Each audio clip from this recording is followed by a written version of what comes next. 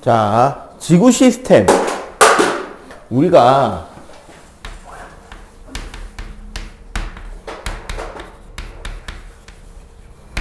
시스템이라고 하는 단어는 물화 그리고 생지에서 쓰이는 용법이 좀 달라요. 물리나 화학에서의 개는 내가 신경을 쓰는 영역이라는 부분에서 시스템이라고 합니다.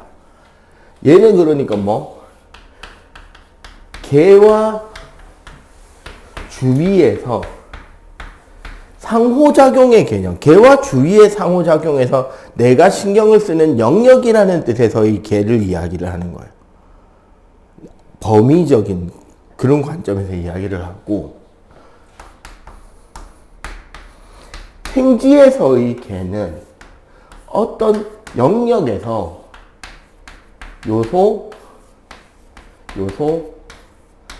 요소가 있고 요 둘이 이게 안정이 돼 있다. 여러 구성 요소들이 그 내부에서 서로 상호작용을 하고 있고 그 전체적인 체계가 안정화돼 있다라는 관점에서 시스템을 이야기를 해요. 그래서 우리가 그러면 지구계라고 그러면 어떻게 돼버리느냐? 그냥 그림으로 그리면 딱 이렇게 돼버립니다.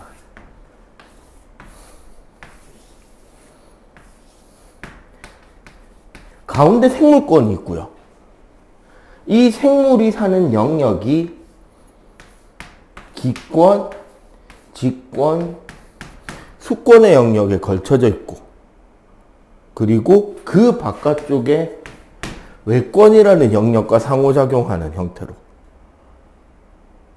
그럼 결국 오늘 배운다라는 건 결국 뭐냐면 기권은 뭔지, 직권은 뭔지, 수권은 뭔지, 생물권은 뭔지, 외권은 어떤 영역인지 각 권역별로 배우고 얘네들 사이에 어떤 형태의 상호작용이 일어나는지를 배우는 게 오늘 배우는 개념이에요. 그러니까 결국 오늘 배우는 핵심은 우리가 중등에서 배운 지구과학 총정리예요. 왜? 우리가 중학교 때 직권 영역을 1학년 1학기에 배웠어요. 수권은 언제 배우게? 2학년 2학기에 배웠을걸, 여러분들이? 기권은 3학년 1학기인가에 배웠을 거예요. 외권은 2학년 1학기하고 3학년 2학기에 배웠어요. 생물은 생명과학 파트에서 배우죠. 응? 1학년에 생물의 분류 배웠고, 이런 것들. 이렇게 배운 이 각 권역별로에 대한 분류들을 쭉 배운다는 거지. 그리고 걔네들 사이에 어떤 상호작용이 있느냐. 뭐 가장 극단적으로 우리가 중학교 때 배운 상호작용들 생각해보면 생물권과 기권의 상호작용이 뭐 있을까? 광합성하고 호흡. 응? 땅과 수권의 상호작용. 지진이 일어났더니 쓰나미가 생겼다. 수권에서 직권으로. 우리 초등학교 때 배우잖아. 중력에 의해서 물이 흘러내리면서 상류에는 V자국과 폭포가, 중류에는 공류와 우각호가, 하류에는 삼각주가 생긴다. 뭐 이런 것들 있죠. 지형의 변화. 이런 것들이 서로 어떤 상호작용들이 있는지를 하나하나 배워갈 것이다. 그게 이번 단원의 핵심이다라는 거예요. 오케이? 응? 그럼 빠르게 요약을 해 가도록 할게요. 자, 첫 번째.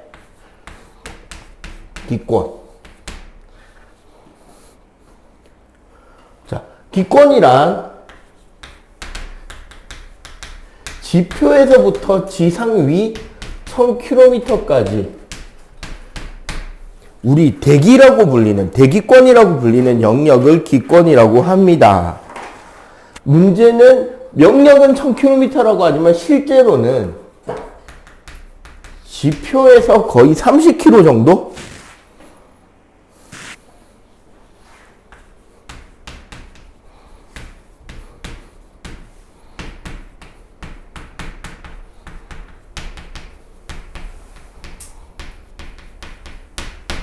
중력의 영향으로 사실상 대륙권과 성층권 하부의 공기는 다 있다고 보시는 게 맞아요.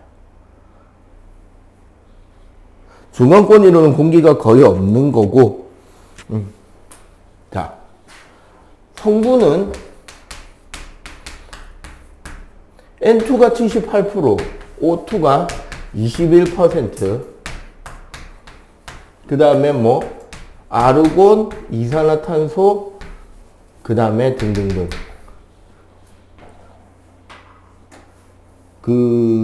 이제, 개인적으로 교회를 다니는 입장에서, 기독교라고 주장하는 입장에서, 이거야말로 창조론에 입각하는 창조론급의 설명입니다. 이거 두 개 성분 바뀌었으면 인류의 문명은 존재할 수가 없죠. 왜? 이거 두 개 성분 바뀌면 불나면 끝장이지. 간단하게. 자, 기권에서 가장 핵심이 되는 내용은 뭐냐면 층상구조입니다. 사실 우리 요 지국의 이야기를 할 때 각 권역별 제일 많이 다뤄지는 게 층상구조일 거예요. 지권도 층상구조가 있죠. 기권도 있죠. 수권도 있어요. 각각의 층상구조를 이야기하는데 기권의 층상구조에서 우리가 알아야 되는 거는 자, 첫 번째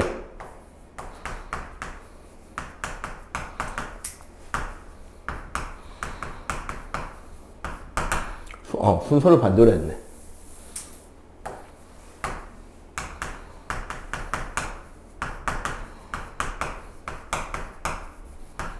온도 변화와 그 열원. 어떤 원인에 의해서 온도 변화가 일어나느냐. 그리고 온도 변화가 생겼기 때문에 두 번째 이해는 대류 현상은 생기냐 안 생기냐.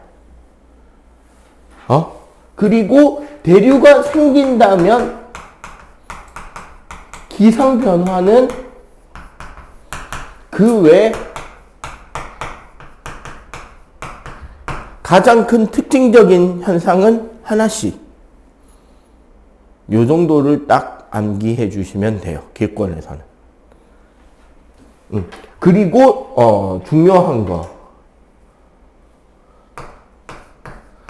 고도는 외울 필요 없습니다. 이때까지 선생님이 융합과학, 통합과학 쭉 가르치는 동안 그 어떤 선생도 고도 숫자 외우게 시킨 선생은 없었어요. 즉 고도 숫자는 중요한 게 아니다.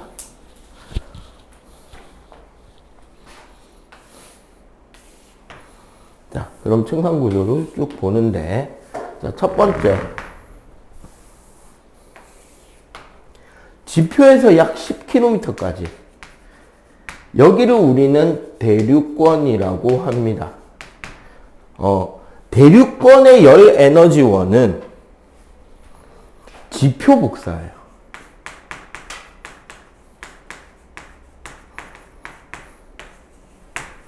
자, 지표 복사라는 게 뭐냐면 태양에서 오는 복사 에너지는 주 에너지가 제일 많이 분포되는 영역이 가시광선 영역대란 말이야. 6000켈빈에서 7000켈빈이다 보니까. 근데 가시광선 파장은 우리 기권의 성분들은 흡수할 수 있는 영역대가 상당히 적어요.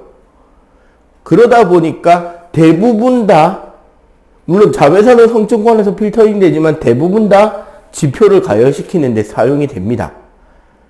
그리고 가열된 지표에서 방출되는 에너지는 지표 온도가 높지 않기 때문에 적외선 영역에 빛이 방출이 돼요.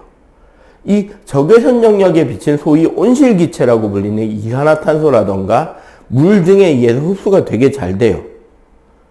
그래서 그 지표 복사의 에너지가 대기를 따뜻하게 만들어줍니다. 그러면 당연히 어느 쪽이 더 따뜻할까요? 위아래. 따뜻한 열원이 가까운 쪽이 더 따뜻할 거 아니야. 그래서 아래쪽이 따뜻하고 위쪽이 차가운 공기가 됩니다. 온도 변화 그래프가 떨어지는 거예요. 응? 온도 변화 그래프가 떨어지니까 여기서 공기의 흐름은 따뜻한 공기가 당연히 위로 솟구치고 차가운 공기가 아래로 내려오는 대류 현상이 생기는 거지, 여기는. 맞지? 여기는 대류 현상이 생기고 따라서 기상 변화도 생깁니다. 이해가 되죠? 여기서 생기는 기상 변화에 의해서 생기는 구름의 높이 한계가 바로 여기 대류권 계면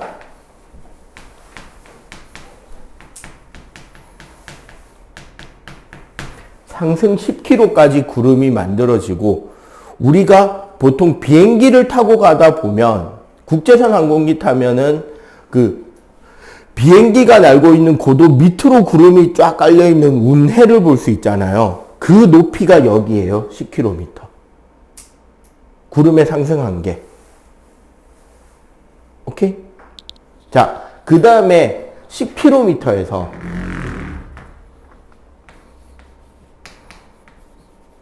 50km까지를 우리는 성층권이라고 불러요.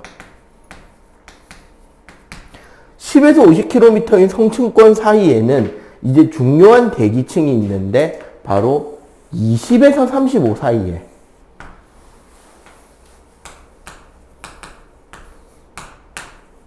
오존층이 있고요. 보통 20에서 35까지의 오존층이 존재하고 이 오존층의 역할이 뭐다? 오존층이 하는 역할이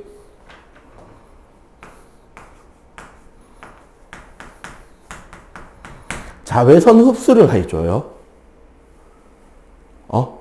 이 자외선 흡수가 성층권에서의 열원이 됩니다. 그러면 여기서는 이제 이 자외선 흡수가 열원의 효과를 내기 때문에 오존층을 중심으로 해서 오존층 위쪽이 아래쪽보다 온도가 높아요. 그래서 요 위쪽이 살짝 더 따뜻한 공기가 돼서 여기서는 온도 구배가 일정하게 올라가다 살짝 상승하는 곡선을 띱니다. 그러면 여기는 밑에가 차갑고 위에가 따뜻하죠. 따뜻한 공기가 팽창되어 있고 차가운 공기가 수축되어 있으니까 밀도 차이가 밑에가 크고 위에가 작으니까 대류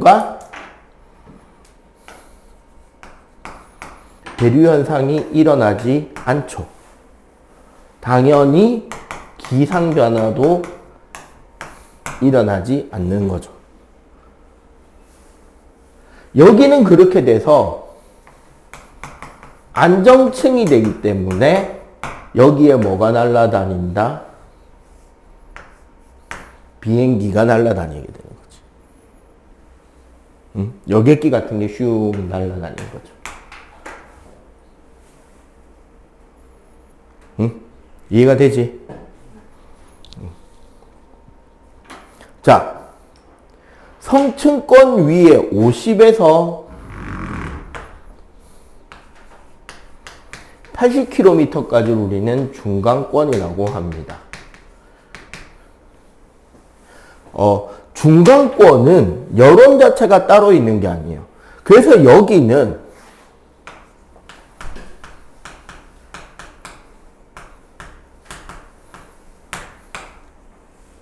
지표와 오존층에서 나오는 이제 흑체 복사 에너지가 열원이 된단 말이야. 그러면 당연히 이제 오존층이나 지표에서부터 점점점 멀어지는 거잖아. 그지? 그럼 어떻게 된다? 다시 온도가 내려가겠죠. 그래서 이 중간권 위에 있는 이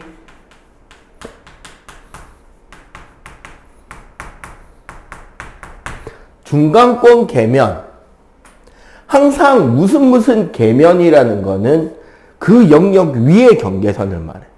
여기가 대륙권 계면, 여기가 성층권 계면, 여기가 중간권 계면이에요. 여기 이름을 적어주는 이유가 뭐냐면 여기가 가장 콜디스트, 가장 추운 데야. 그래서 여기에 다시 온도가 최저 온도를 기록합니다. 그러면 여기서는 다시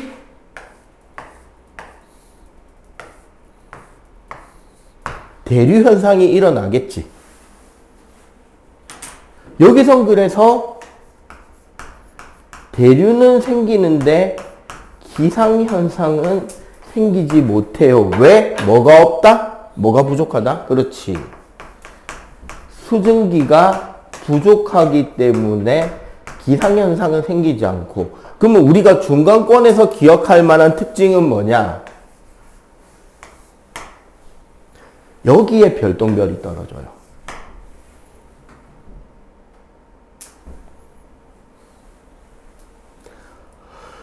우리가 아까 공기의 99%가 30km 이내에 있다 그러지만 사실상 본격적으로 공기가 좀 있다 싶은 곳이 중간권부터야.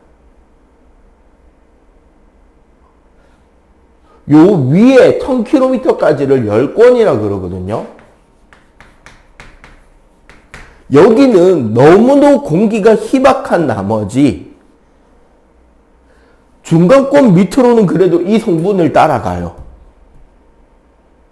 그래도 이 성분대로 섞여 있어. 어느 정도까지는. 열권부터는 밀도별로 분류될 정도예요. 지구과학 2 가면 배워요. 그래서 메테인, 헬륨, 수소 순으로 쌓여 있어. 지구조차도. 그리고 여기는 매우 열권의 특징은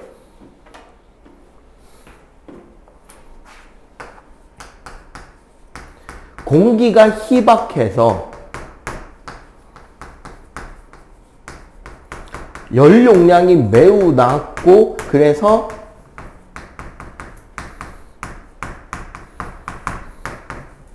태양 복사 에너지를 열원으로 삼습니다. 열 용량이 작으면 우리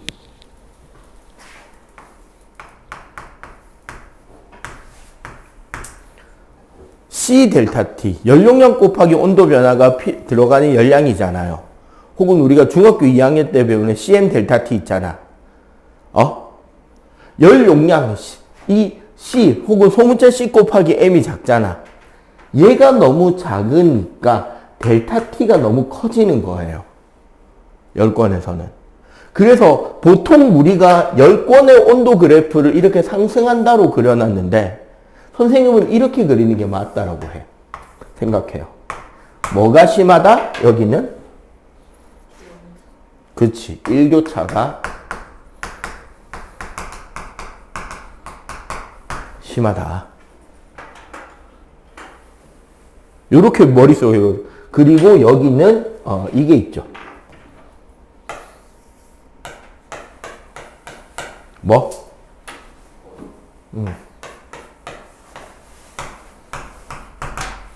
저는 최근에 인터넷에 이것저것 글 보다가 그 대한항공 국제선 기장인지 파일럿이 쓴 글 해가지고 미국이나 유럽에서 한국 들어올 때나 미국에서 한국 들어올 때 오로라 보고 싶으면 무슨 편, 대한항공 무슨 편을 어느 쪽 방향선을 타고 몇 시 비행기를 타면 대체로 볼 확률이 높다 이런 거 적어주던데. 그러면 새벽에 어느 쪽 방향을 보면 대체로 잘 보입니다. 핸드폰 카메라, 아이폰이나 갤럭시 요즘 거는 그 전문가 모드로 ISO랑 노출 시간 조절되니까 그걸로 잘 찍으시면 핸드폰으로 찍을 수도 있습니다. 이런 거 다 설명돼 있더라고. 갈 일 있어야 되는데 참 삶이 팍팍합니다. 자, 요런 식으로 해서 각 권역별 특징들을 간단하게 하는데 글자로 외우려고 하지 마시고요. 이 챕터 특징은 이렇게 그려보세요. 내용 넣어가면서. 그림으로 그리는 게 확실히 외우는 데 도움이 됩니다. 이런 식으로 그림 그려가면서 외우는 게 이미지화 시키는 게 좋아요. 그게 암기에 도움이 큽니다. 자, 그 다음에 그럼 이런 기권이 하는 역할은 일단 우리가 동물의 입장에서는 호흡할 수 있게, 식물의 입장에서는 광합성과 호흡을 할 수 있게, 그리고 생명체의 입장에서는 자외선 방어, 운석에 대한 방어, 태양풍도 방어, 그 다음에 보온, 우리 온실 효과라 그러는데, 온실 효과가 맨날 우리가 이산화탄소 방출을 줄여야 합니다. 온실 효과를 줄여야 합니다. 그래서 온실 효과가 되게 안 좋은 이미지처럼 만들어져 있잖아요. 그지? 근데 안 좋은 게 아니에요. 잘 생각해봐. 우리 지구 전체의 평균 기온이 몇 도쯤 될까? 1년에. 지구 전체, 저기 북극부터 적도까지 다 해서 평균이. 한 14, 15도 된대요. 지구 전체를 평균을 치면. 그러면 태양으로부터 지구와 가장 비슷한 거리에 있는 천체가 뭐냐면은 달일 거 아니야. 달의 평균 기온은 몇 도쯤 되느냐? 달은 태양을 받고 있는 낮은 부분은 영상 40에서 60도. 수직으로 받는 부분은 심지어 100도 가까이까지 올라가고, 햇볕을 받지 않는 그늘이나 그 뒤편 밤인 부분은 영하 80에서 영하 100도까지 떨어집니다. 대기가 없어서 그래요. 보온이 안 되니까. 여기 살 수 있겠냐? 생물들이? 낮에는 물이 끓어오르고 밤에는 얼어붙어 버려요. 그러면 생명체가 살 수 없죠. 그러니까 대기가 있고 그 대기에서 광합성과 호흡을 할 수 있는 것 이외에도 오존층이 자외선 방어를 해주기 시작한, 나중에 지나가면 나올 겁니다. 생명체는 고생대 후기부터 육상으로 올라올 수 있었어요. 태양에서 태양의 활동으로 뿜어져 나오는 여러 가지 하전 입자들이 있단 말이에요. 이온 같은 입자들이. 얘네들이 지구로 날아와서 지구 자기장에 끌려서 양쪽 극지방에 가서 전리층과 부딪혀서 나오는 빛이 오로라예요. 그래서 양쪽 극지방에서나 볼 수 있는 거지. 아까 말한 온실효과 같은 것도 전부 다 뭐다? 지구 대기가 해주고 있는 것들인 거죠. 됐지? 자, 그 다음에 바로 직권으로 갑니다. 빨리빨리 하자. 지워도 되나요?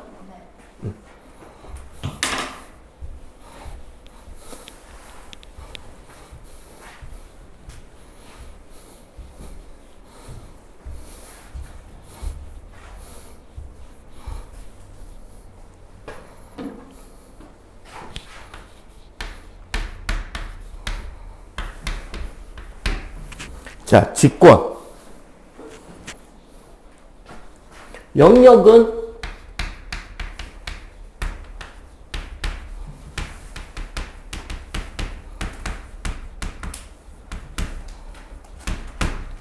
지각에서부터 지구 중심까지 6,400km를 우리는 직권이라고 합니다. 기본적으로 지각, 멘틀, 외핵, 내핵이 있고요. 다시 지각을 나누면 대륙지각과 해양지각이 존재합니다. 두께 같은 정확한 수치까지 외우는 것까지는 필요 없긴 한데, 대략적인 두께 수치는 알아두면 좋은 경우가 많습니다. 숫자를 적어라고 정확하게 이야기하진 않지만 비교해서 물어보는 성질들은 자주 나오기 때문이에요. 대륙지각은 주로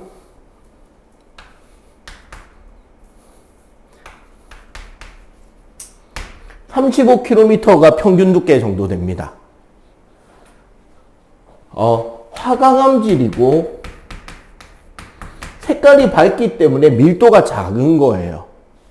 2.7g 세제곱센티미터 정도의 밀도를 가지고 있고 밀도가 작고 떠 있는 겁니다. 해양지각은 평균 8km 정도의 두께로 현모암질이 대부분이고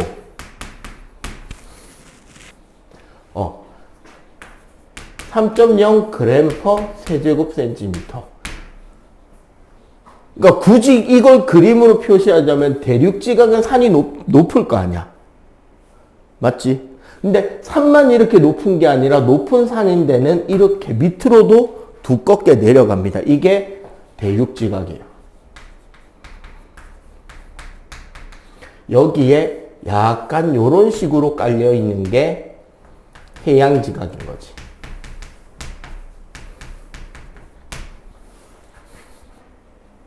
응? 그리고 그 밑에 멘틀은 모호면에서 약 2700km까지 감람암질이고 3.3g 세제곱센티미터. 요 밑에가 이제 멘틀층이 있는 거죠. 그러니까 굳이 따지자면 대륙지각과 해양지각은 멘틀 위에 떠 있다라고 봐도 되는 거예요. 우리가 아마 다음 시간, 그러니까 설 지나고 다음 주에 설명전 지나고 다음 주에 판구조론이라는 걸 배울 거예요. 간략하게 그림으로 미리 좀 이야기를 하자면 판이라는 거는 지각에서 멘틀 상부 약 100km까지의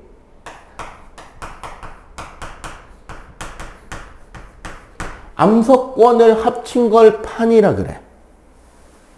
그러면 당연히 대륙지각을 포함한 판이 대륙판, 해양지각을 포함한 판은 해양판이 될 거고 대륙판의 밀도가 좀 더 작고 해양판의 밀도가 좀 더 크겠죠.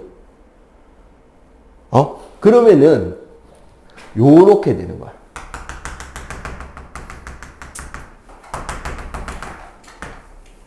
요까지가 판이 되는 거고 요 흰색 부분만이 지각이 되는 거죠. 그리고 이 판은 연약권이라는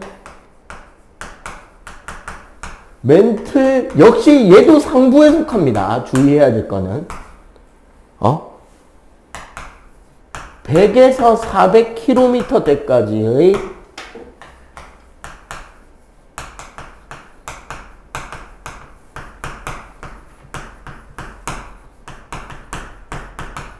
유동성 고체가 있어서 대류 현상이 일어나는 곳이에요. 이게 무슨 소리냐면 그 여러분들 머리에 바르는 왁스 있죠, 왁스. 왁스라던가 완전히 굳어지기 전에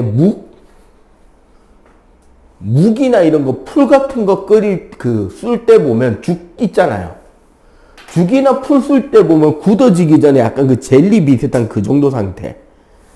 어느 정도 대류가 문신 일어나고는 있는 그 상태 있잖아. 그 정도를 고체로 분류하는 케이스도 있거든요. 졸이라던가 겔이라는 상태로. 그 정도 상태라고 보시면 돼요. 유동성이 있는 고체. 그런데 400km까지. 왜냐하면 멘틀 두께는 총 두께가 몇 킬로다? 2700까지거든. 이 멘틀이 부피가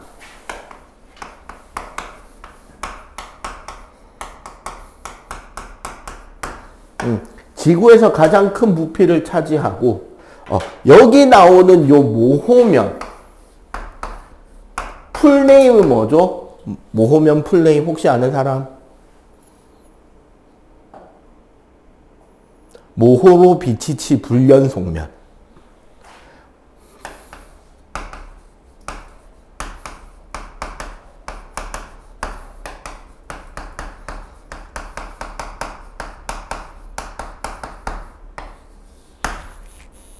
모호로 비치치 불연 속면이라 그래서 지구 내부 층상 구조는 지진파의 속력 전달 변화를 가지고 구별을 한 거거든.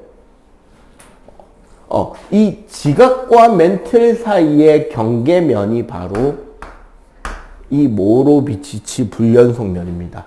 여기로 따지면 이제 요선이 되겠죠.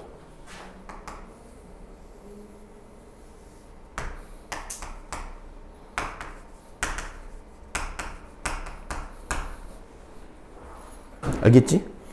저 지점에서 지각의 그 진입파의 전달 속력이 갑자기 어떻게 된다? 빨라졌다라는 이야기입니다. 자, 외핵과 내핵은 둘 다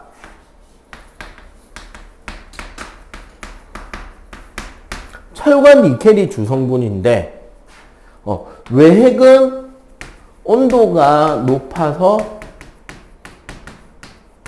액체로 추정 중입니다. 근데 내핵은 온도도 높지만 압력도 높아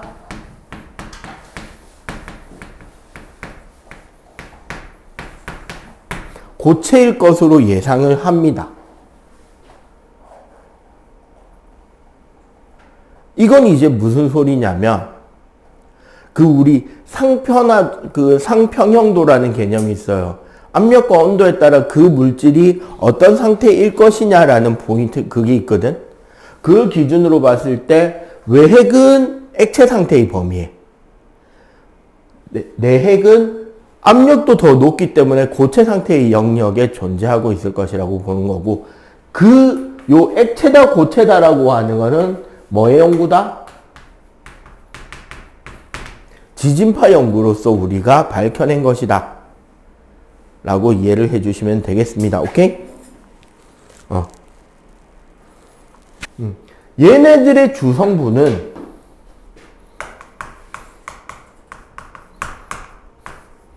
지각만 따지면 OC, R, 페, 가, 나, 크, 마. 직권 전체로 떠주면 철, 산, 규, 마. 요렇게 갑니다. 여기서 재밌는 거.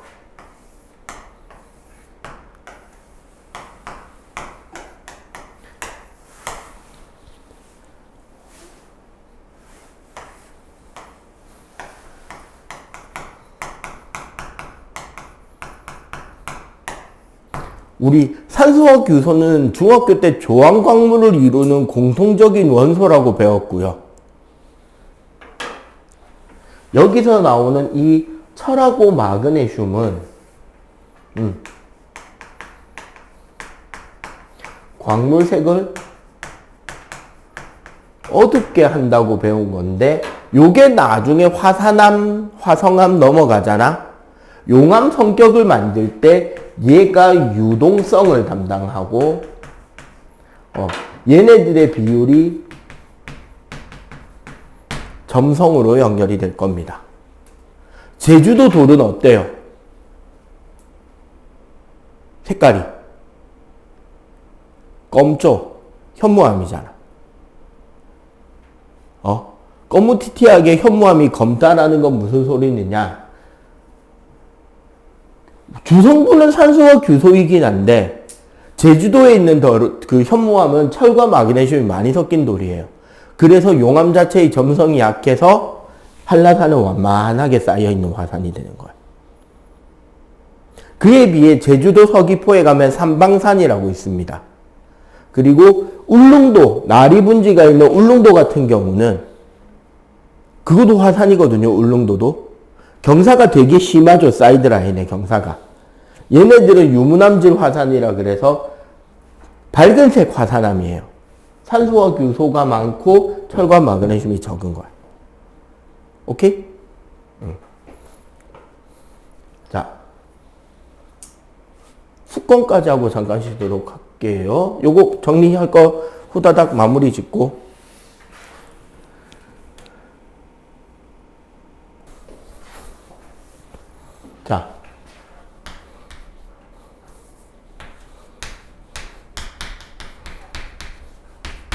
자, 수권.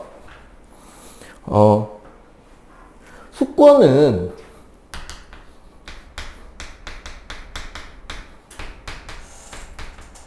지구상에 존재하는 물 중에서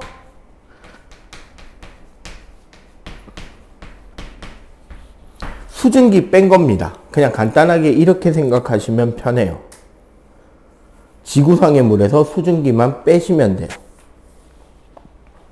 왜냐하면 수증기는 어디에 속한다?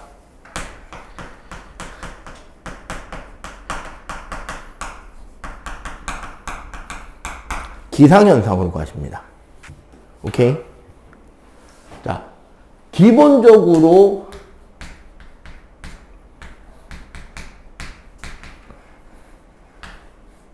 해수와 담수로 나누게 되고 대부분이 해수입니다. 그리고 담수, 즉 민물은 다시 빙하, 지하수, 강과 호수로 나뉠 수 있고, 우리는 이 중에서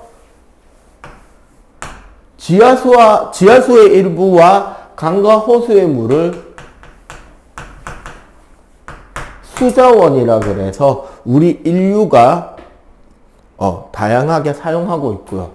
자, 이 수자원의 용도는 농업, 공업, 생활,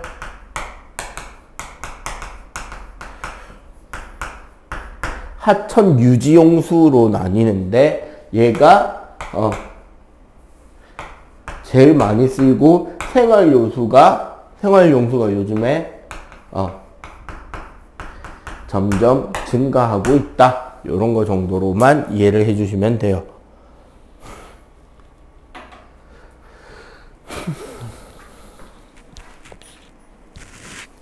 자, 수권에서의 층상 구조는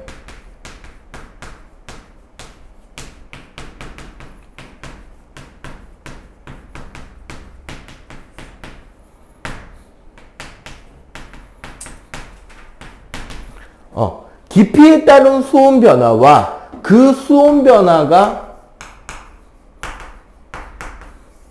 위도별 특징을 구별할 수 있는 정도면 돼.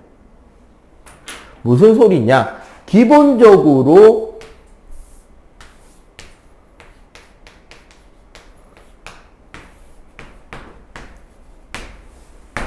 깊이에 따른 온도 변화가 있고, 이건 실험 장치도 뒤에 실험 탐구도 하나 있습니다.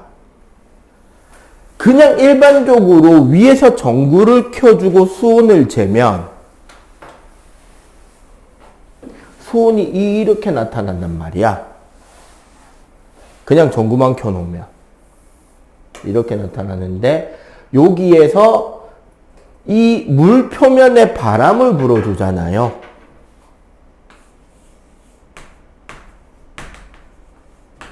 그러면 요 수온 그래프가 윗부분이 어떻게 된다? 꺾입니다. 자, 이렇게 꺾였을 때 권역을 나누는 거야.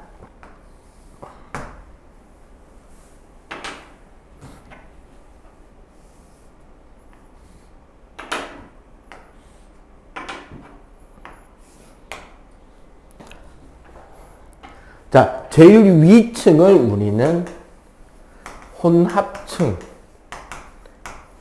여기를 수온 약층, 맨 밑에를 심해층이라고 해요. 자, 하나하나 떼서 설명하자면 첫 번째 혼합층은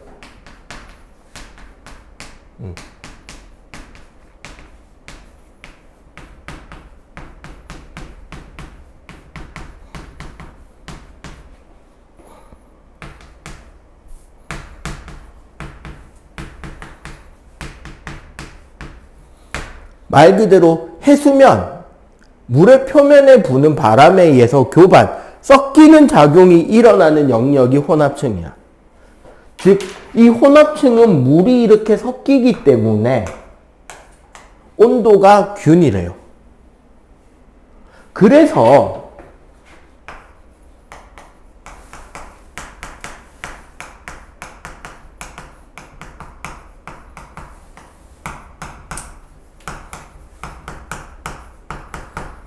바람이 강한 중위도에서 발달하게 됩니다. 자, 두 번째.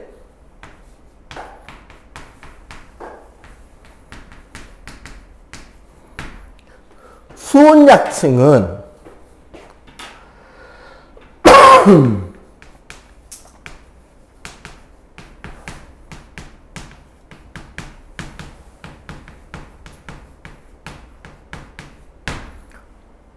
위에가 따뜻하고, 잘 봐봐. 위에가 따뜻하고 아래쪽이 지금 차갑잖아. 맞지? 대류가 생겨요? 안 생겨요? 안 생기죠. 자, 대류가 생기지 않는 안정층이기 때문에 상하층의 상호작용을 차단해 줍니다. 물질 이동이나 에너지 수송, 즉 혼합층과 심해층을 분리시켜주는 역할을 담당해요. 얘네들은 그래서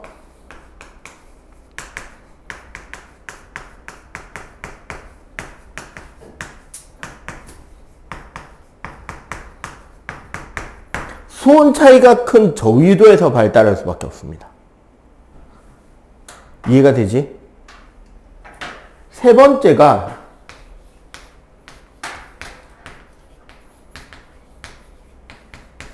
심해층. 아이고 다리야.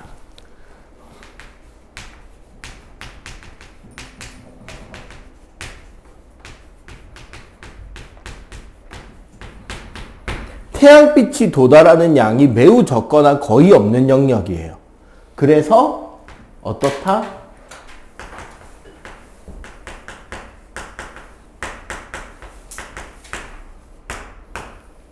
일 년 내도록 매우 극저온인 상태를 유지하게 되겠지. 당연한 이야기죠. 1년 내도록 극저온인 상태를 되는데 특징은 고위도는 모두 심해층이 됩니다. 고위도의 특성상 태양의 남중고도가 매우 낮잖아요. 그지? 그렇기 때문에 모든 영역대가 다 심해층의 수온을 가지게 된다는 게 특징이다. 이게 무슨 소리냐? 요거를 정리하자면 요 그래프가 요렇게도 나온다는 거예요.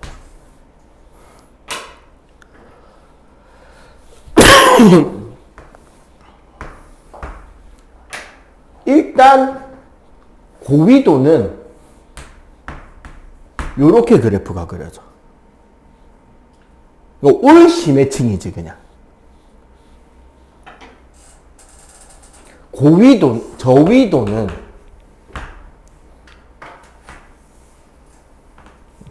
요렇게 돼. 혼합층 두께가 얇고 약층 발달이 크지. 저위도. 중위도는 저위도보다 낮은 온도대에서 혼합층이 두껍게 발달하고, 여기가 중위도. 약간 그래프 스타일이 이런 식이라고 보면 돼. 좀 더 극단적으로 그리면.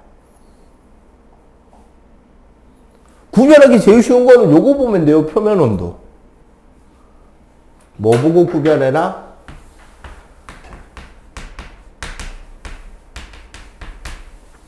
표층의 수온으로 구별하시면 제일 쉽습니다. 이해가 되죠? 특히 여기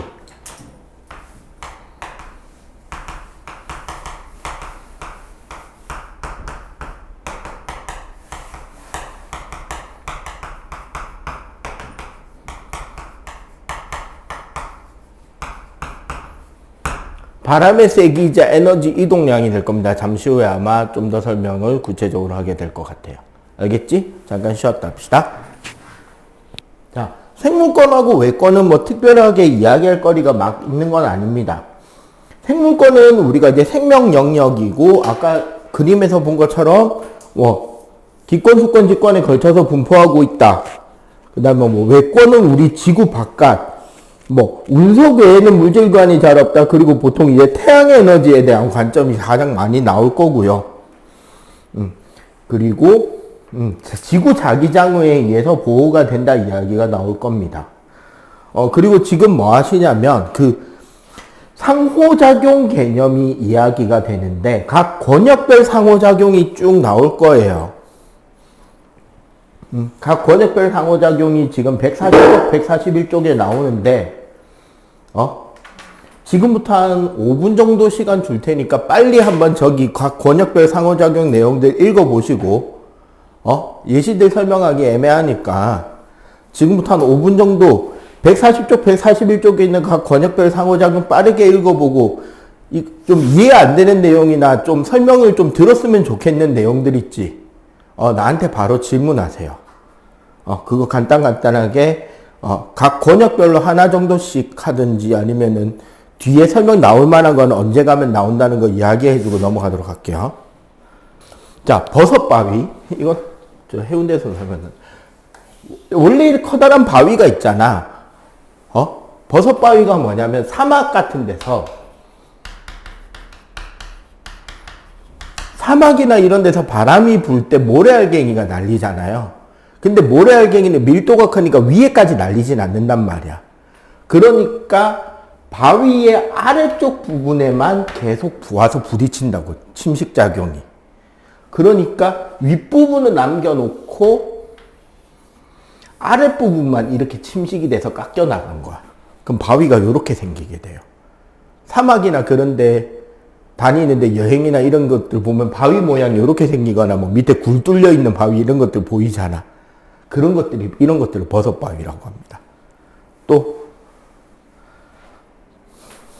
자, 엘니뇨 같은 경우는 이런 건데, 원래 이제 정상적인 상태에서는 어떻게 돼야 되냐면, 자, 여기가 호주고, 여기가 이제 우리 남미. 원래 이제,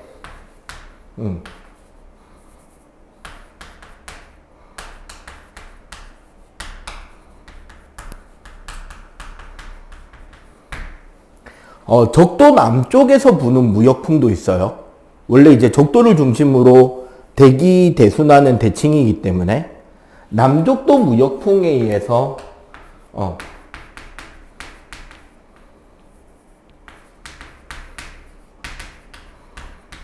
남쪽도 해류가 불면 실제로 이제 따뜻한 바닷물의 영역이 이렇게 그려져야 돼. 여기가 따뜻한 바닷물이 되고 그러면 이제 남미, 칠레, 페루 앞바다는 여기서 찬물의 용승이 일어나게 됩니다. 차가운 바닷물에. 그래서 원래 칠레 앞바다에 생기는 어장이 좋은 어장인 게 적도 부근임에도 불구하고 한류성 어종이 잡히는 거예요. 차가운 바닷물에 사는 어종이. 그리고 차가운 바닷물이니까 당연히 산소도 풍부하고 용승에 의해서 플랑크톤이 상승하니까 좋은 어장이 잡힌단 말이야. 그리고 여기서 따뜻한 바닷물이 몰려가잖아요. 그러니까 여기서 올라오는 수증기에 의해서 구름이 만들어지고 호주에 적당한 비가 오는 게 원래의 기후예요. 원래 이런 기후가 와야 돼. 엘니뇨는 뭐냐면 여기서 이 무역풍이 약화돼 버리는 겁니다. 여기에 무역풍의 약화는 어떤 효과를 가져오냐면 말 그대로 반대쪽에서 바람이 불어오는 것 같은 효과를 내주는 거야. 그러니까 실제로 따뜻한 바닷물의 영역이 그대로 남미까지 퍼져 있게 돼요.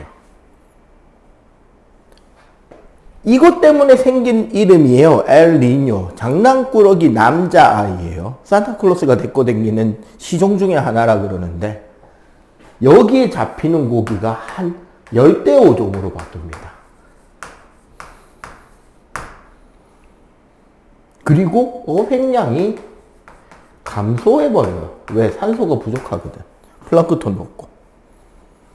그런데 문제는 수증기가 여기서 증발하니까 구름이 여기 생겨버리는 거야. 비가 여기에 와요. 그러면 칠레는 이상고온의 홍수가 나. 호주는 이상저온의 가뭄이 들어요. 그러니까 산불이 나고 가뭄 들고 하는 그 계절이 오는 거지. 갑자기. 이게 엘니뇨예요. 그냥 간략하게만 줄이면. 그리고 엘니뇨가 심하게 한 4, 5년 가버리면 라니냐라는 현상이 생기는데 그거는 여기서 이쪽 말고 극단적으로 더 심하게 넘어가 버리는 거야.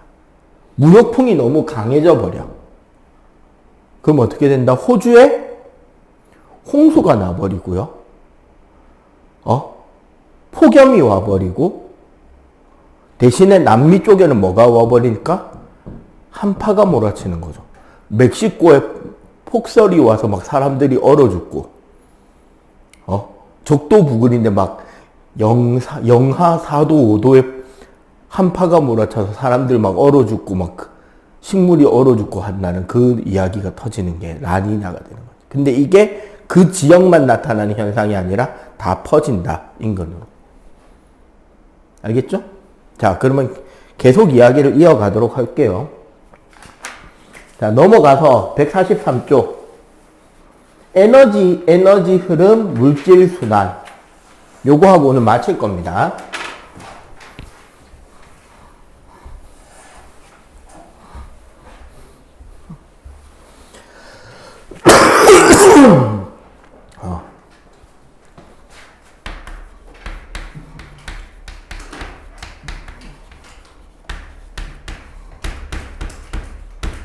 자, 지구계에서 사용되는 에너지는 크게 세 가지인데요.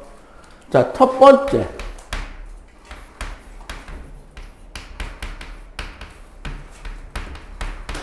태양 에너지라고 적혀 있는데 사실상 이제 태양 복사 에너지라고 이해하시는 게 편하고요. 두 번째는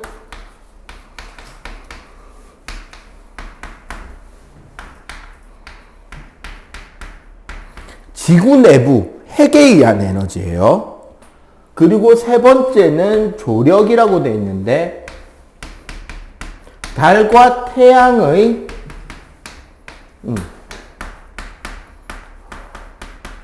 기조력입니다.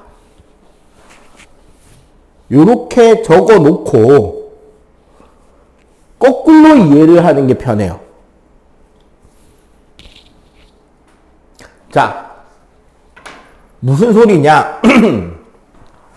기조력이라는 거는 우리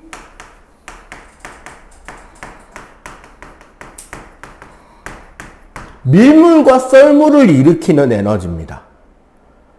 밀물과 썰물이 생긴다는 말은 말 그대로 뭐다?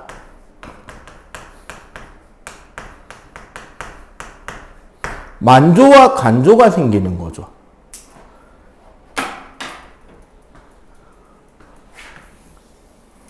우리 지구를 볼 때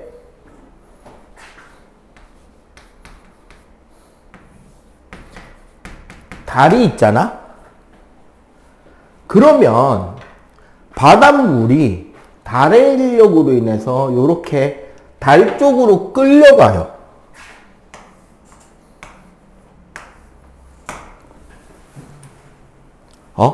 그래서 달 쪽인 여기가 만조가 돼요. 근데 재밌는 게 달 쪽으로만 끌려가는 게 아니라 달 반대쪽으로도 끌려옵니다.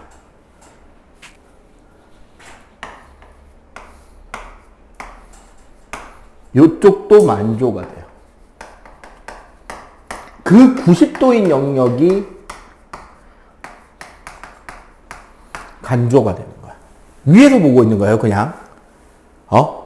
이 상태에서 지구가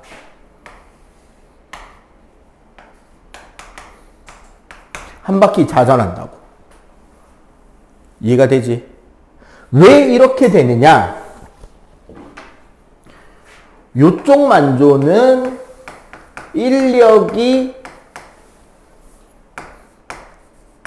원심력보다 커서 그렇고, 요쪽 만조는 원심력이 인력보다 커서 그래요.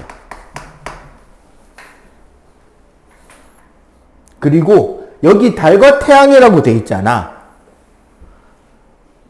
달이 더 가깝기 때문에 달의 인력을 더 크게 작용합니다. 그래서 요 내용으로 관련해서 뭐가 나온다? 아마 중학교 때나 통합과학 때 배운 기억이 있을 거예요. 살이 조금 있죠. 살이 조금, 통합과학 우리가 지금 배우고 있지. 그래서 상이나 망일 때는 살이,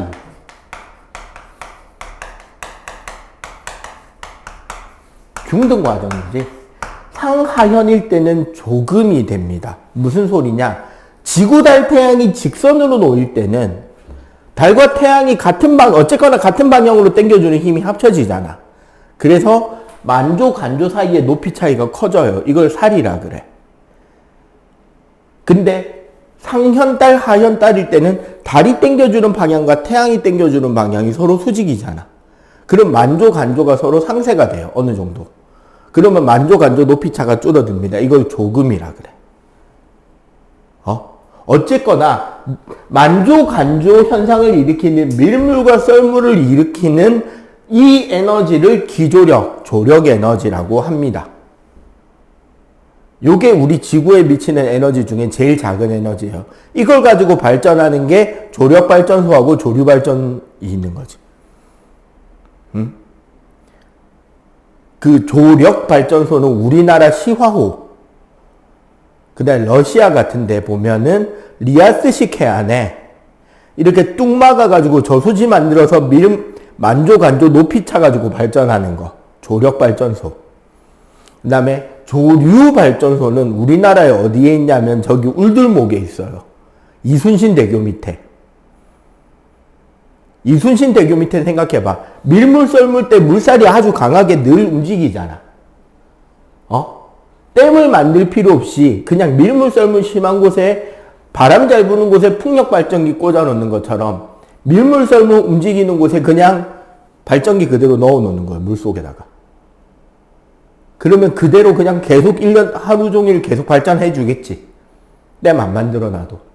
그게 조류 발전. 발전 용량은 작지만 쓸만하겠죠. 그런 것들을 쓰는 게 기조력. 자, 그러면 지구 내부 핵 에너지는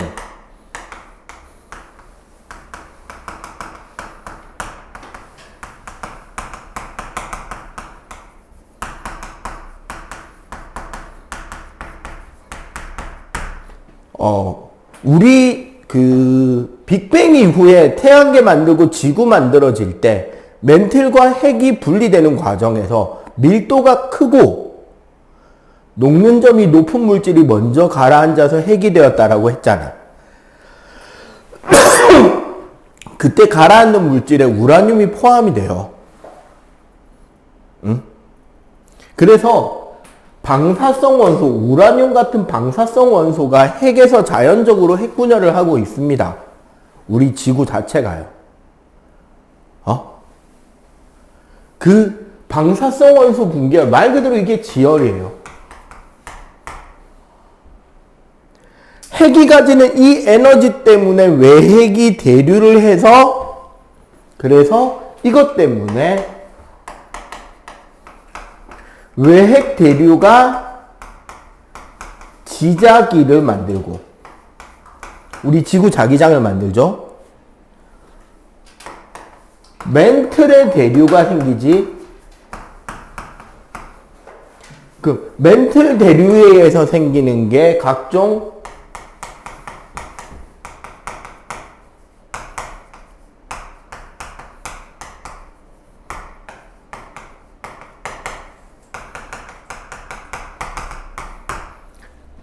대류기동, 지각변동, 지진, 화산 이런 것들 전부 다 여기서 생기는 거잖아. 말 그대로 우리 지권에서 생기는 대부분의 변화들은 지구 내부 핵에너지인 경우가 많죠. 지진, 화산, 지각변동, 대류기동, 조산운동, 조류운동, 단층, 습곡 등등등등등. 알겠죠? 그러면 태양 복사 에너지는 간단합니다.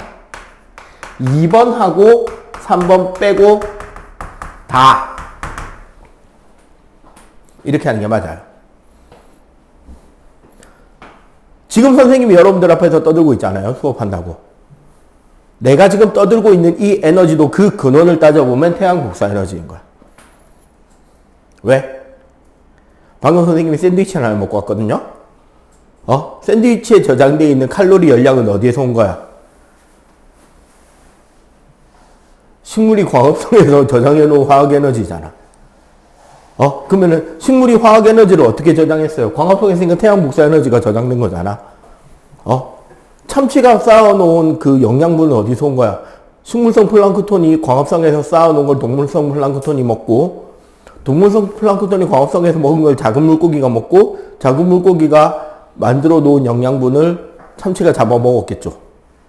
그래서 만들어진 그 살코기에 저장되어 있던 화학 에너지를 내가 먹은 거잖아. 그럼 근원으로 따져보면 결국 전부 다 뭐다? 태양 에너지다. 알겠지? 그래서 나머지 이거에 요거 두 개 빼고 나머지 에너지 근본은 다 뭐다? 태양이다. 됐죠? 자, 그리고 우리 지구 내부 에너지의 특징은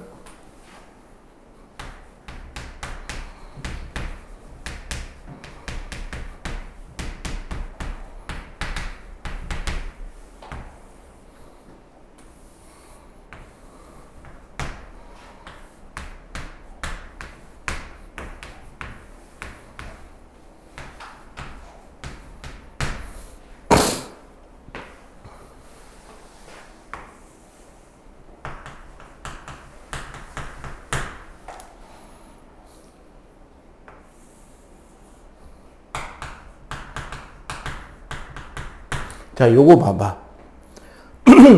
대략적으로만 그냥 대충 그렸는데 흡수곡선과 방출곡선이에요.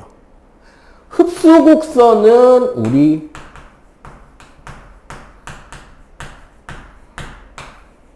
태양 남중고도가 영향을 크게 미치고요. 지표에서 방출곡선은 누가 영향을 미치냐면 그 지역의 평균 기온이 영향을 미칩니다. 그렇게 해서 그려보니까 어때? 상대적인 저위도는 에너지 과잉이 생기고 있고, 상대적 고위도 쪽에는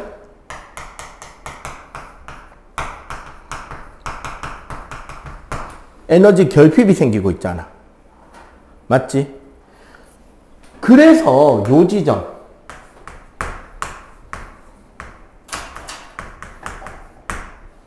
요 지점이 그 밸런스가 이루어지는 부분인데, 이 38도 부근에서 결국 뭐냐면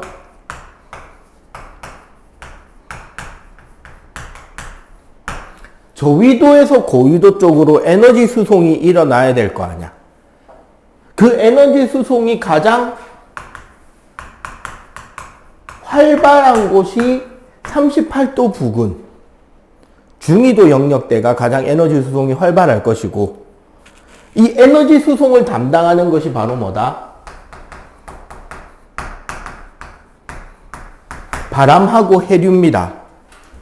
이거 아까 우리가 배운 거랑 연결해 보면 아까 중위도에서 무슨 층이 두꺼웠다? 그렇지. 그게 이제 여기랑 연결이 되는 거라고 보시면 돼요.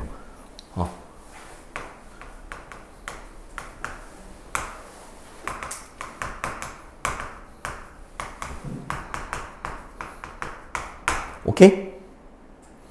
자, 그 다음에 자, 물질순환.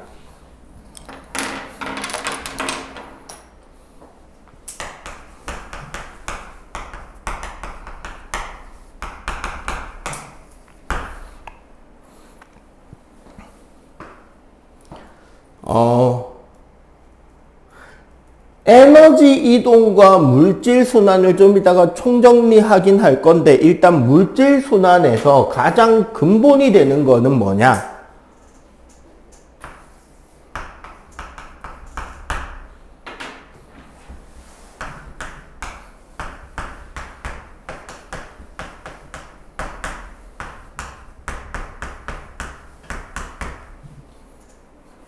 어떤 개에 대해서 인풋량이 있고 아웃풋량이 있을 거 아니야.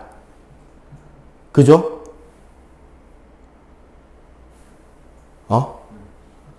어떤 개에 들어가는 양과 나오는 양이 있을 때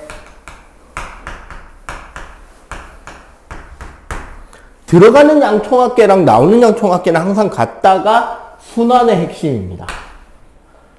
이게 같지 않으면 어떻게 될까? 특정 개의 특정 물량이 계속 증가해서 터져버리겠지. 이해가 돼요? 그래서 순환이라는 말 자체는 항상 인아웃이 같다로 이해를 하시면 돼요. 그지? 자, 넘어가서 자,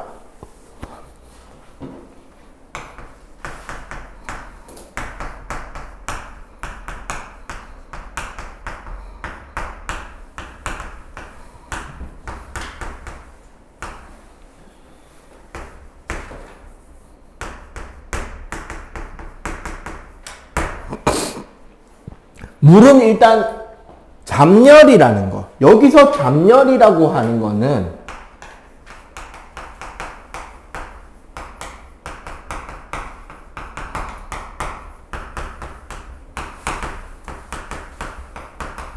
상태가 변할 때 에너지가 출입하는 거 있잖아요. 그걸 우리가 잡열이라고 해요. 상태 변화와 에너지 출입을 우리는 잡열이라고 하는데 이때 결국 무슨 소리냐? 밑에 있는 물이 위로 올라가서 수증기가 되는 거. 이거는 결국 뭐다? 열 에너지가 위치 에너지로 바뀌는 거고, 보통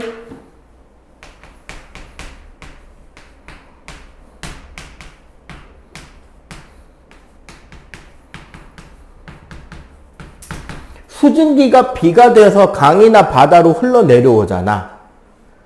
요 과정은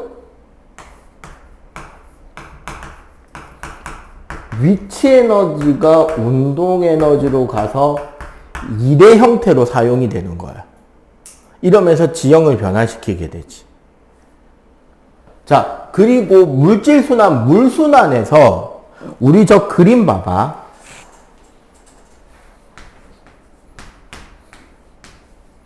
대기에 380단위가 있죠? 이 대기 380단위에서 땅에 내리는 게 96단위, 땅에서 올라가는 게 60단위입니다. 맞지? 바다로 내리는 게 320, 보자. 바다 강수가 284단위,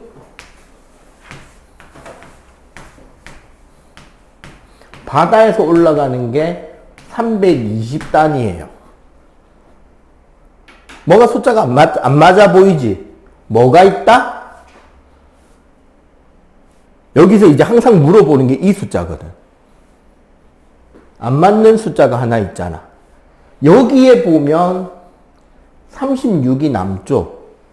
여기에는 얼마가? 36이 부족하지. 그건 뭐냐? 여기서 여기로 흘러 들어가는 36단위. 요거 항상 물어보더라. 숫자를 외우는 건 아닙니다. 땅에서 바다로 흘러 들어가는 양을 물어보게 되는 거예요. 그래프에서 뭐 가지고 찾는 거다? 인아웃의 양이 같다로 찾는 거다. 알겠죠? 응? 자, 요거 정리 여기까지 지금 따라오고 있지? 정리 바로 지워가면서 설명 계속해도 되죠? 자, 그 다음에 탄소순환.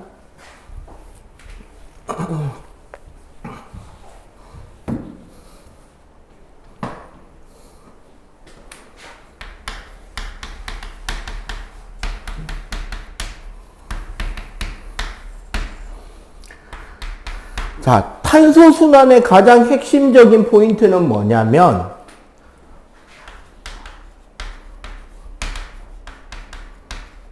각 권역별로 어떤 존재로 존재하는지, 어떤 형태로 존재하는지를 알고 있는 겁니다. 자, 기권에 있는 탄소는, 자, 공기 중에 탄소는 뭐로 존재한다? 제일 많은 거? 이산화탄소. 그 외에 굳이 따지자면 뭐 메테인 정도 있겠죠.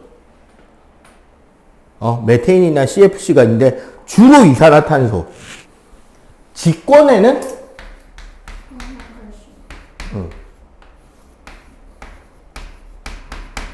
정확하게는 탄산염 광물이라고 해두세요.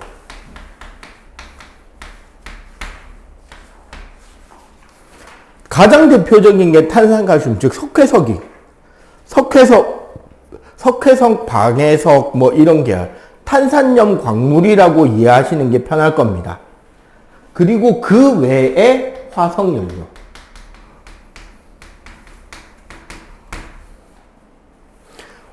우리 주로 광물들이 규산염 광물이 대부분이잖아요. 규산염 광물 빼고 나면 제일 많은 게 탄산염 광물, 소위 석회질. 네. 그 다음에 수권에서는 당연히 그러니까 뭐가 제일 많게 된다? 그치. CO3E- 탄산이요. 생물권은? 네. 유기물. 좀 더 디테일하게 이야기하자면 4개. 이 4개까지 외워주면 좋아요. 그냥 유기물 이러지 말고 우리 배운 거니까. 물질 4가지는 말할 수 있어야지. 유기물 말고 큰 분류로 4가지. 얼마 전에 배웠는데.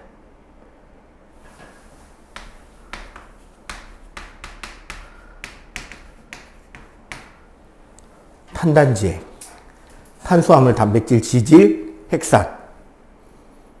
그죠? 이런 것들로 존재하고 있고 우리가 호흡이나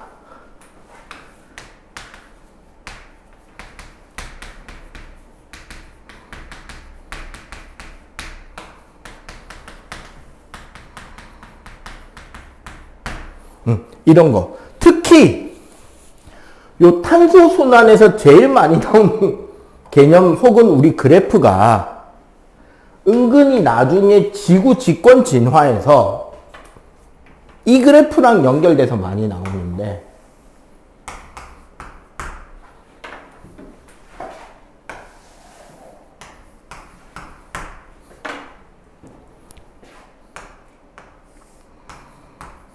이렇게 되거든. 이게 뭐냐면 우리 대기 조성 변화예요. 현재의 절대량이 아니라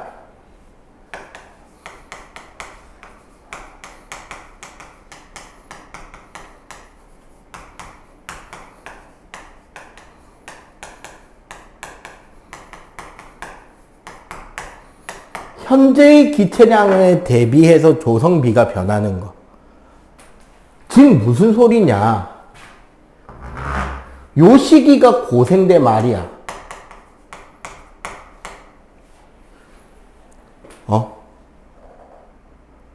고생대 중기 후기부터 대기에 본격적으로 산소가 나와요. 그러면 그 이전에 이산화탄소가 줄고 있는 거, 이거 어디로 간 거다? 이게 여기로 가 있는 거야. 이게 여기로 가 있는 거야.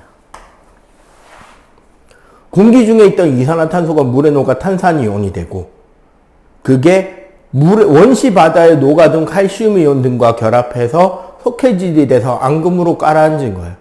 그게 우리가 알고 있는 지구에 있는 석회석의 대부분인 거예요.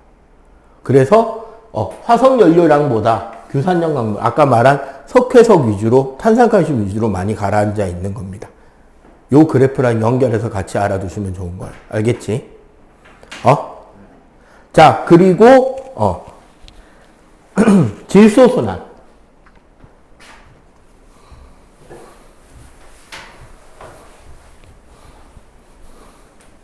요거 설명하면 끝나네.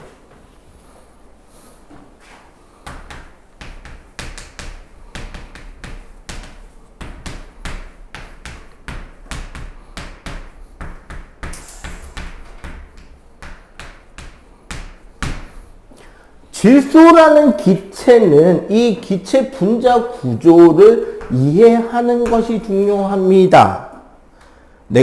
이거의 강조는 뭐다? 얘는 매우 안정한 기체입니다.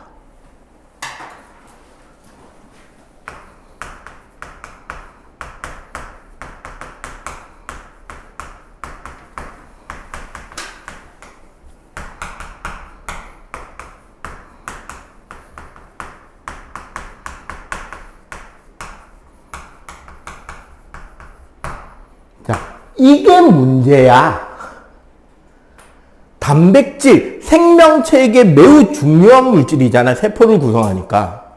근데 문제는 N2 분자가 매우 안정한 분자예요. 웬만해선 반응을 안 한다는 소리입니다. 그러니까 우리는 돈을 주고 질소를 사면 과자를 넣어주죠. 마치 과자 봉지에 질소가 가득 들어있죠. 왜 거기에 질소를 넣어주냐면 질소 기체를 채워 넣으면 다른 산소나 이런 공기가 안 들어있기 때문에 과자 저장 연령이 늘어나요. 즉 저장 기간이 증가하는 효과가 있습니다. 그래서 원래 우리는 자연 상태에서는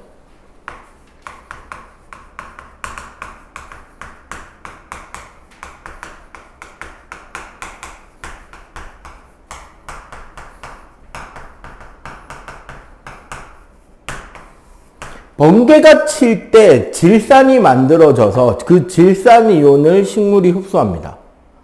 그거밖에 없어요. 요즘에 이제 자동차 매연에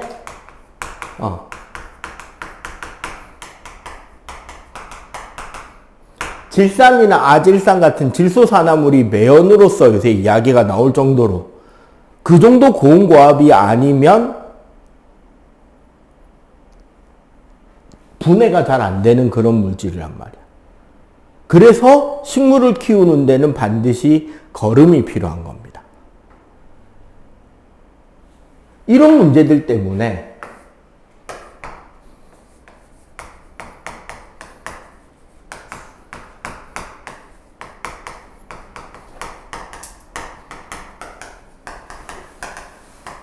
동물의 분뇨를 발효시킨, 그래서 질소를 흡수시킬 수 있는 NH4이온이나 NO3- 이온들을 가지고 흡수시킬 수 있도록 해주는 건데, 여기서 나오는 게 이제 그거죠.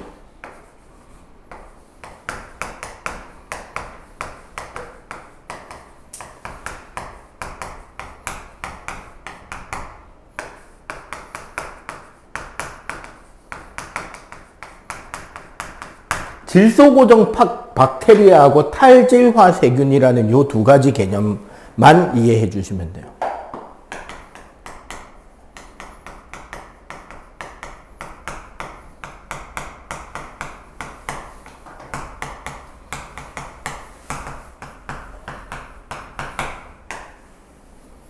콩과 식물, 콩 계열의 식물에는 뿌리에 뿌리옥 박테리아라는 생명체가 공생하는 경우가 많아요. 얘네들이 질소 고정 박테리아입니다. 즉 공기 중에 질소를 지가 흡수해서 물질 대사 과정에서 암모늄 이온이나 질산 이온을 생산해서 식물에게 넣어줘요. 한마디로 콩을 심어 놓으면 저절로 이 뿌리옥 박테리아가 거름을 만들어 주는 거야. 그러면은 콩 종류는 우리가 거름을 주지 않아도 어떻게 된다? 지가 알아서 거름 만들어서 먹을 수 있는 놈들이에요. 이렇게 해서 생태계 안에 질소가 들어가면 생태계 순환 과정에서 유기물, 즉 세포 단백질을 통해서 전달이 되겠죠? 그럼 얘를 다시 돌려줘야 될 거 아니야, 자연계로. 자연계로 돌려주는 녀석이 탈지라 세균. 얘는 NH3나 단백질 등에서 N2로 돌려주는 역할을 하는 세균이 탈질화 세균이다. 이런 것들을 통해서 결국 전체적으로 순환을 하는데, 자, 정리하자면, 자, 총정리하고 마칠게요. 결국,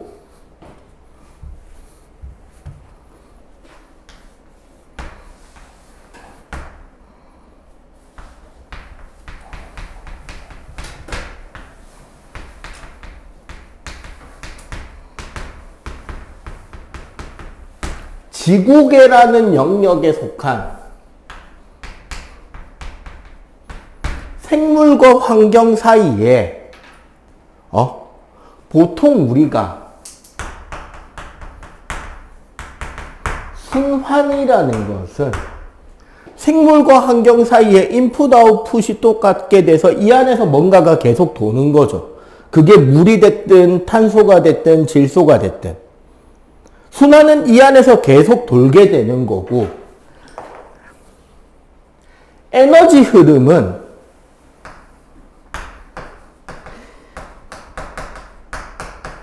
플로우잖아요. 말 그대로 흐름이잖아.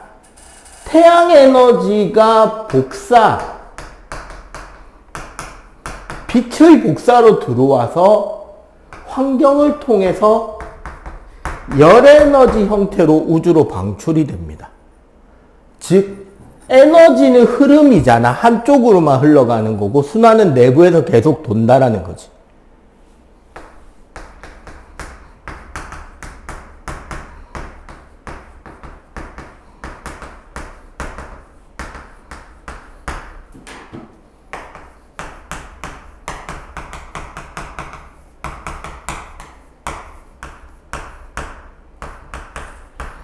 요렇게 이해하시면 좋겠네.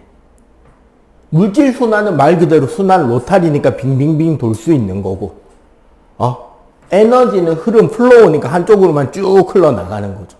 알겠어요? 네, 오늘 수업 여기까지 하도록 하겠습니다. 수고하셨어요. 새해 복 많이 받아라.